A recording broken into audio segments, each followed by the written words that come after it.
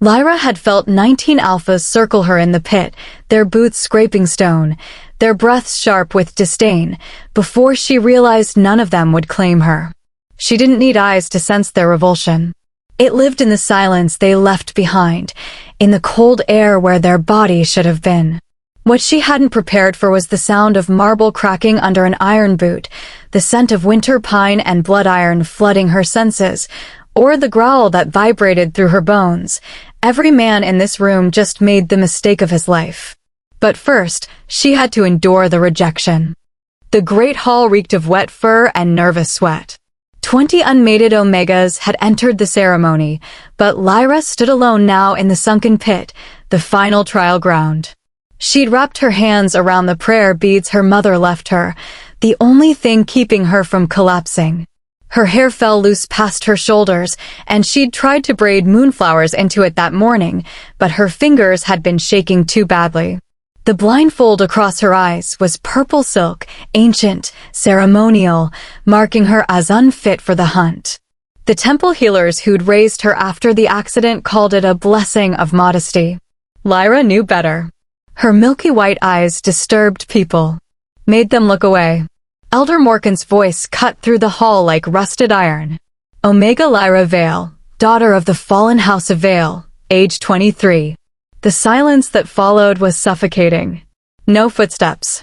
No murmurs of interest. Just the sound of 20 alphas turning their backs. Lyra lifted her chin. She'd learned not to flinch. Flinching only made them enjoy it more. Moving forward with the banishment rites, Elder Morkan began. Enough. The word detonated through the hall like thunder. Lyra's breath seized. She'd heard that voice before, during the opening rites, distant and formal. This was different. Closer. Dangerous. Footsteps. Heavy. Deliberate.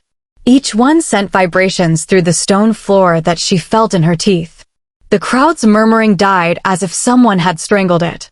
Lyra didn't need sight to know who commanded that kind of silence. Everyone in the 6 kingdoms knew that voice. King Raiden Blackclaw. His hand closed around her shoulder, large, calloused, radiating heat that made her skin burn even through the ceremonial robe. The contact jolted through her like lightning, waking something ancient and wild in her chest. She gasped, unable to stop herself.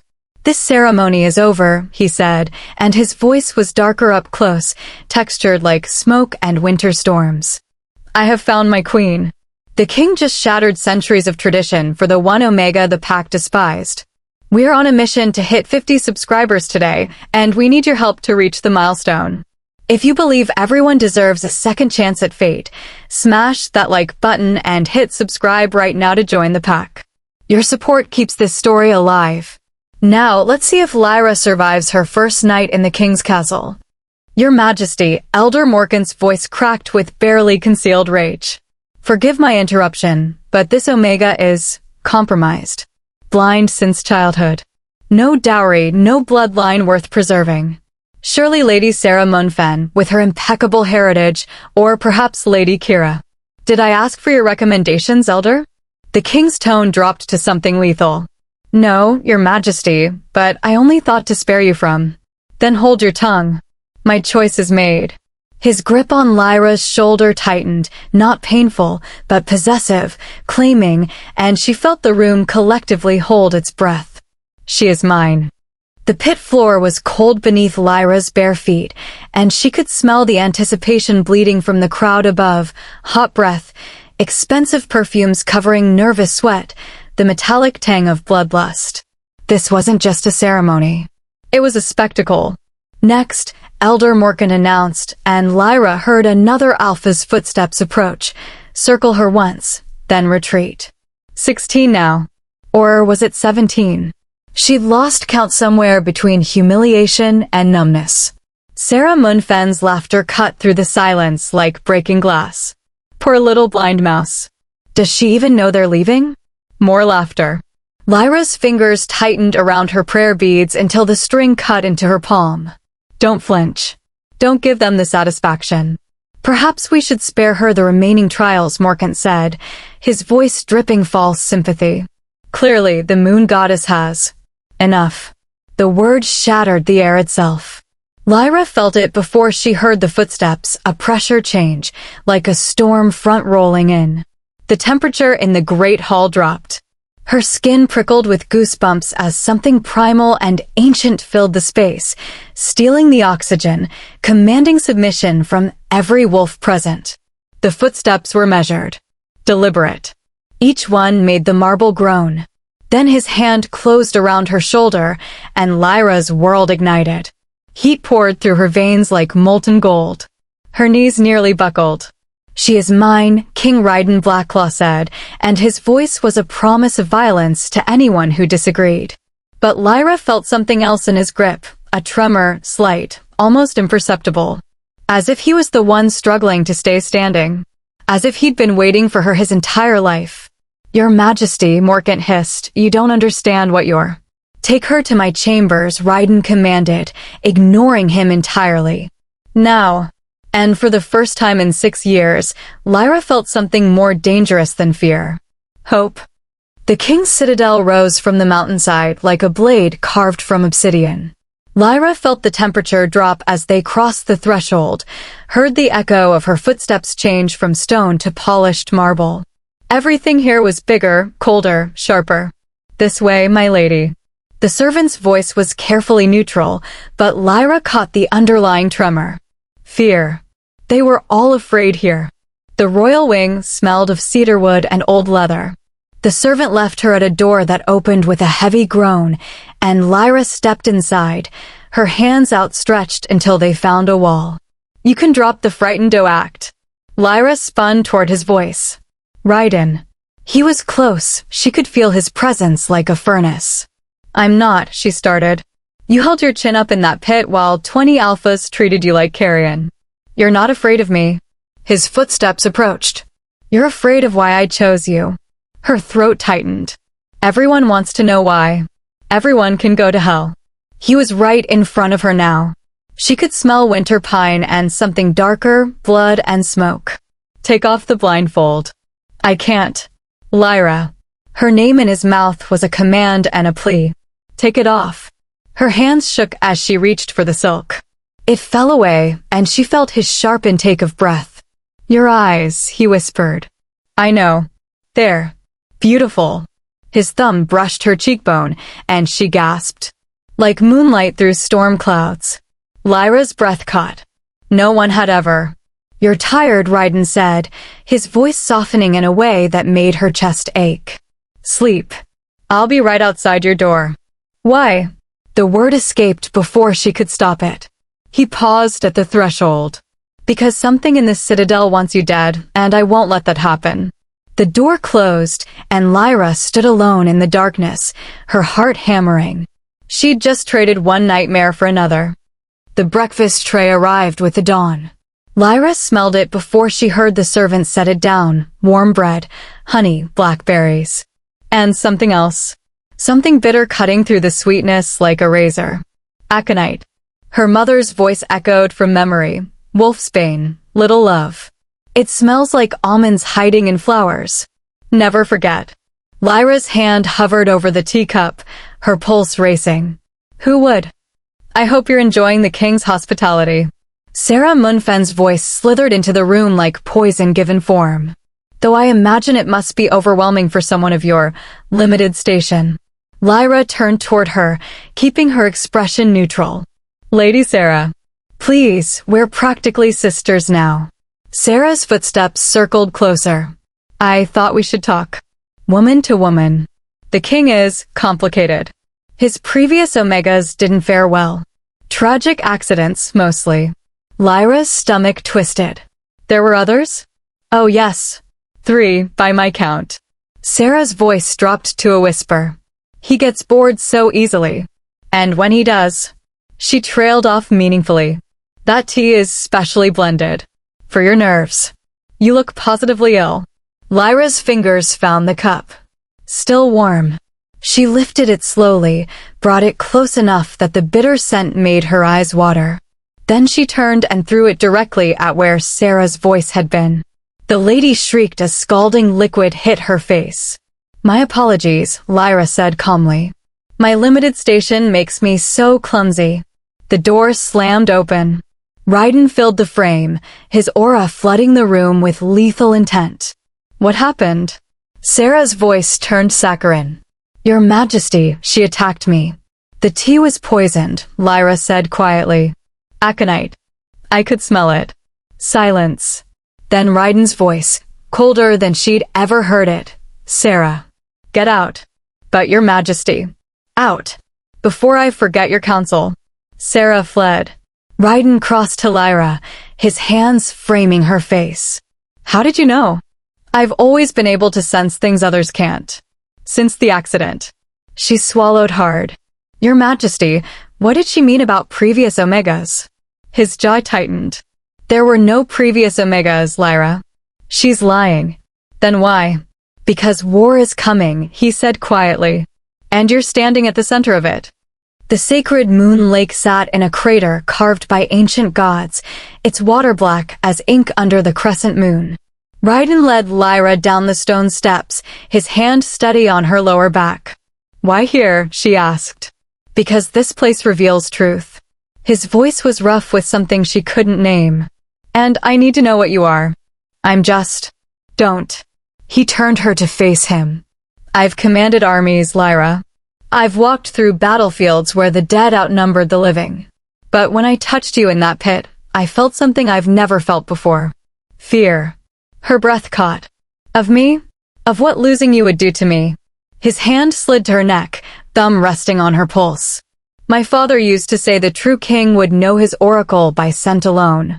That she'd smell like moonflowers and prophecy. Lyra's heart hammered. Oracle. Touch the water. She knelt, her fingers breaking the surface. The water was warm, almost alive, and the moment her skin made contact, the world exploded. Vision. The Great Hall. Elder Morkant standing over Raiden's body, a silver blade through his heart. Sarah laughing as she takes the crown. And fire. Everything burning. Another vision. A younger Morkant, his hands around a child's throat. The same child who would grow up blind. Who would grow up to be? No, Lyra gasped, jerking her hand back. No, no, no. Lyra. Raiden caught her as she collapsed. What did you see? He killed him, she choked out. Morkant killed your father. And he's the one who, her voice broke. He's the one who made me blind. He tried to kill me because he knew what I'd become. Raiden went absolutely still. When he spoke, his voice was the calm before a massacre. When? Tomorrow. He'll challenge your claim tomorrow at the Blood Moon Council. Her fingers dug into his armor. Raiden, he has allies. So many allies. If you fight him, then I'll kill them all. He lifted her chin, his eyes blazing gold. Do you trust me? She should say no. She barely knew him. But something ancient in her blood recognized something ancient in his, and the word came out like a vow. Yes. Good. His smile was all predator. Because tomorrow, we're going to show them what happens when you threaten a true king's oracle. He kissed her then, fierce, claiming, devastating, and Lyra felt her power surge in response, wrapping around them both like armor. But neither of them saw the shadow watching from the trees. Elder Morkant smiled. Right on schedule. The Blood Moon Council convened at midnight when the moon turned red as fresh spilled blood. Lyra stood at Raiden's side, her purple blindfold replaced with a black one, his choice, his statement. She felt the council's eyes on her like knives. Your Majesty, Elder Morkant began, his voice heavy with false regret. We must address the unconventional nature of your choice. Unconventional. Raiden's voice was deceptively calm. Say what you mean, Elder. She is weak. Blind. Broken. Morkant's words echoed through the chamber. The law of the strong demands that an alpha's mate must prove her worth in trial. If she cannot, the claim is void. Murmurs of agreement rippled through the council. Lyra felt Sarah's satisfaction like acid in the air. You invoke ancient law? Raiden asked quietly. I do. Then let me be clear. Raiden's hand found Lyra's, his grip iron-strong. If you challenge my mate, you challenge me. And I will answer that challenge with blood. That's not, Morkant faltered. That I asked the law elder. Or did you forget? Raiden's smile was savage. Trial by combat. My oracle against your champion. To the death. She's blind, someone shouted. Then your champion should have an easy victory. Raiden turned to Lyra, his voice dropping to a whisper only she could hear.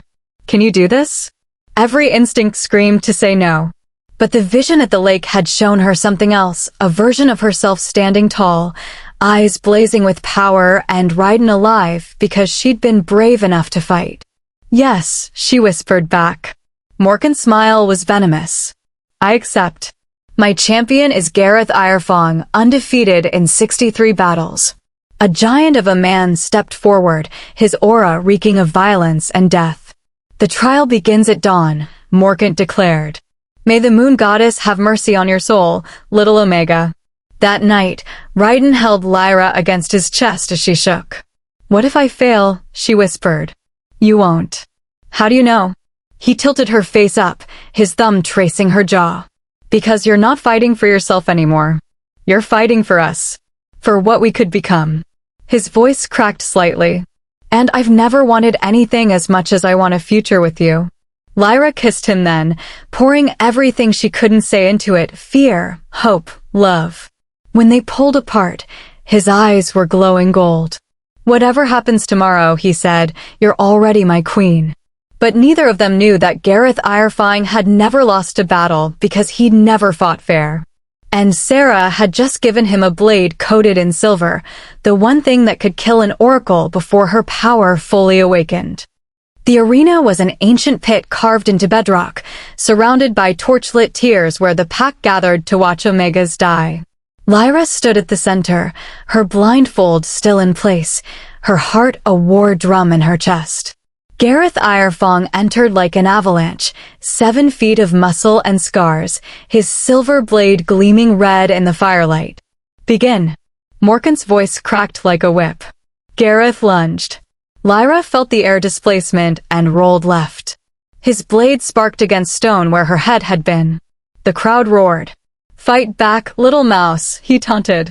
But Lyra was listening to his breathing, to the scrape of his boots, to the way the air moved around his massive frame. Her mother's training, the years of navigating darkness, all of it crystallized into something sharper than sight. There. She ducked under his next swing and drove her palm into his knee. He bellowed, stumbling. Lucky shot, he snarled. He attacked again, faster now, and his blade sliced across her arm.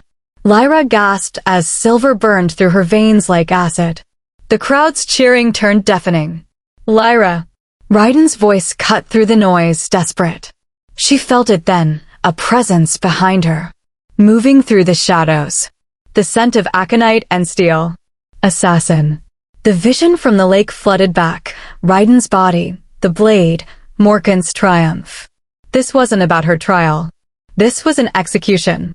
Lyra's fingers found her blindfold and ripped it away. Her eyes opened, and the world ignited. Everything was light, threads of silver connecting every living thing in the arena, pulsing with truth. And there, behind Raiden's seat, the assassin's thread burned black with murderous intent. Raiden, down, she screamed. Time slowed. The assassin's blade flew. Raiden dropped. The knife embedded in the throne's back, exactly where his spine had been. Lyra's eyes met Gareth's, and he saw something there that made him stumble back in terror. Her irises were glowing violet, shot through with silver light. Oracle, someone whispered. She turned toward Morkant, and her voice echoed with power not entirely her own. I see you, Elder. I see what you did to the king. I see what you did to me. And I see your death. Morkant's face drained of color. She's lying.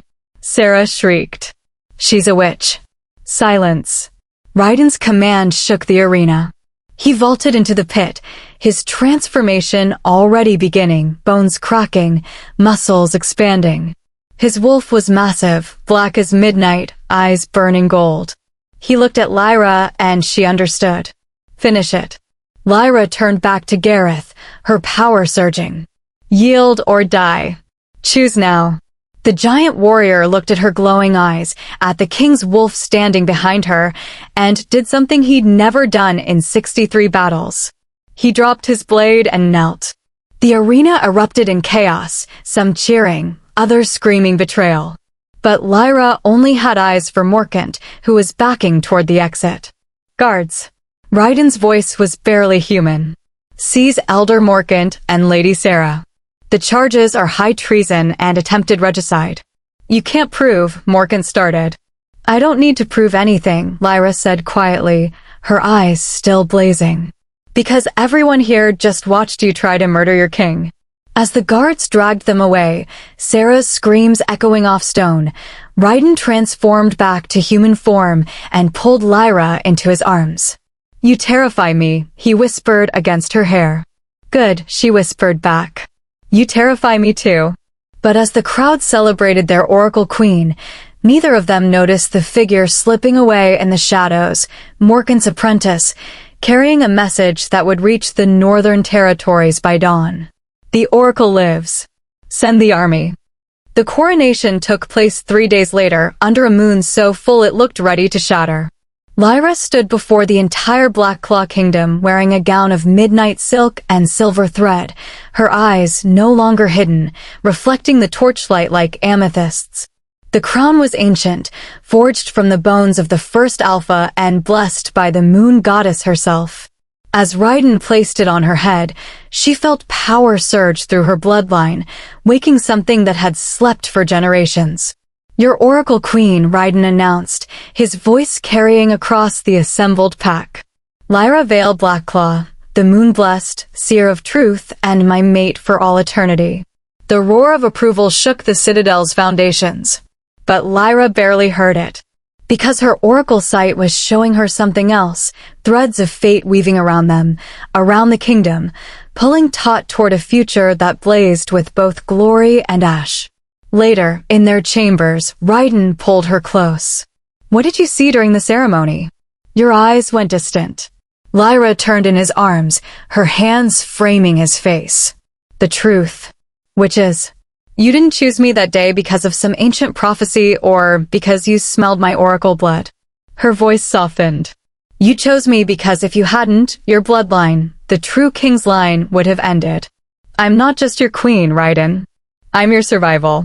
His eyes searched hers. Does that bother you? No. She kissed him softly. Because I would have chosen you anyway. Prophecy or not.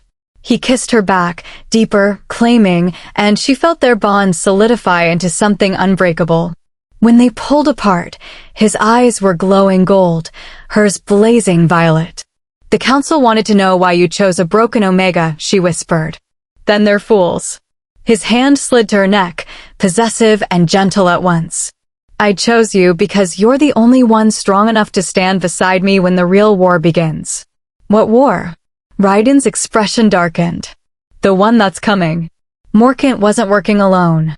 His execution revealed a network of traitors spanning all 6 kingdoms. He paused. They want you dead, Lyra. All of them. Because an Oracle Queen hasn't been seen in 300 years, and the last one brought down an empire. Lyra's breath caught. What are you saying? I'm saying we have 2 choices. His grip tightened. Run and hide, let them hunt us until one of us falls. Or we strike first, she finished, her oracle sight already showing her the bloody path ahead. Ryden smiled, savage and proud. My queen. My king. They stood together at the window, looking out over the kingdom they'd fought to claim, knowing that every light in the valley below represented a life they'd now sworn to protect. In the distance, thunder rumbled. Not a storm. War drums. Lyra's eyes began to glow as another vision crashed over her, armies marching, cities burning, and at the center of it all, a figure in white robes whose face she couldn't see but whose power made her oracle blood scream in recognition. The High Priestess has awakened. And she remembers what the Oracle Queens did to her people. Lyra grabbed Ryden's arm. How much time do we have? He followed her gaze to the horizon, where torches had begun to appear like fallen stars. Thousands of them. 3 days, he said quietly. Maybe less. Then we prepare. Lyra, his voice cracked slightly. If this is your chance to run, take it. I would understand. This isn't your fight. She turned to him, her glowing eyes fierce and uncompromising. You claimed me in that pit. Made me yours in front of the gods and everyone. I didn't ask for this power, and I sure as hell didn't ask for a war. She pulled him down to her level, her voice dropping to something lethal. But I'll be damned if I let anyone, priestess, army, or god, take what's mine. Raiden's smile was pure predator. Have I mentioned I love you? Not nearly enough. She kissed him hard, claiming, promising. When she pulled back, her voice was steady as stone. So let them come. Let the high priestess bring her armies. Let every kingdom that wants me dead march to our gates. And then, Lyra's eyes blazed brighter, her oracle power flooding the room with violet light that made the shadows flee.